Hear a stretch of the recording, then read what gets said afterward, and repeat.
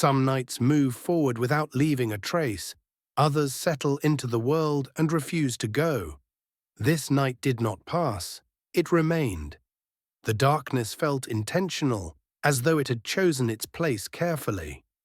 There were no stars, not hidden, not covered, simply absent. The sky held nothing it wished to show.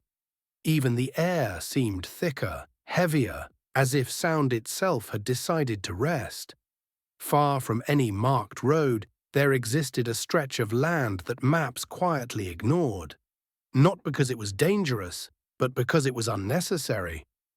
People once passed through it long ago, when direction still mattered more than arrival. Now it waited. At the end of that forgotten road stood a building that did not belong to any time. It was not old enough to feel historic, nor new enough to feel intentional. Its walls held no signs, no names, no warnings. They simply stood, calm and undemanding. Those who came near it felt something subtle shift inside them. Not fear, not curiosity. A soft internal pause, as if the mind had briefly forgotten what it was supposed to worry about. The building did not glow. It did not call. It acknowledged. Jonah had lived long enough to understand silence. Not the kind that comes after noise, but the kind that exists on its own. The kind that stretches between thoughts. The kind that does not rush to be filled. His days had become gentle repetitions. Wake, move, sit, think without urgency. He had stopped measuring time because it had stopped offering meaning. Hours behaved better when ignored. Sleep came late, stayed briefly, and left without explanation. On this night, Jonah stood by the window longer than usual. Not because he was looking for something, but because he felt something looking back. The darkness outside felt organized, purposeful.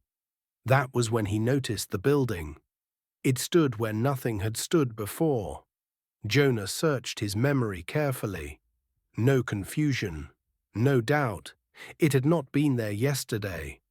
Yet panic did not arrive. His mind did not resist the impossibility. Instead, something inside him relaxed, as if the world had finally corrected itself.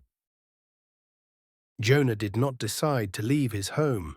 He simply found himself moving. The road outside felt unusually smooth beneath his feet, as though it had been waiting to be used again. The air carried no wind, yet everything felt gently guided. With every step, his thoughts slowed. Past worries lost their edges. Future concerns softened into vague shapes without urgency. The building grew clearer, but never larger. Distance behaved strangely here, folding inward rather than stretching outward. When Jonah reached the door, he did not hesitate. Some doors do not require choice. They recognize you. The door opened without sound, without movement, without resistance, like a memory unlocking itself. Inside, the building welcomed him without gesture. The silence was complete but not empty. It held weight, texture, depth. Jonah felt it settle around him gently, like a familiar presence that didn't need explanation. The hallways curved softly, discouraging haste. The walls absorbed sound almost instantly, leaving only the sensation of movement behind. Rooms revealed themselves slowly. A room that felt like late evening, when the body grows tired before the mind. A room that felt like early childhood, unfinished and unguarded. A room that felt like something he had once nearly said out loud. The building responded only when Jonah stayed. Attention mattered more than motion. Presence mattered more than intention. He understood then. This place was built from pauses, from moments when people almost stopped long enough to hear themselves.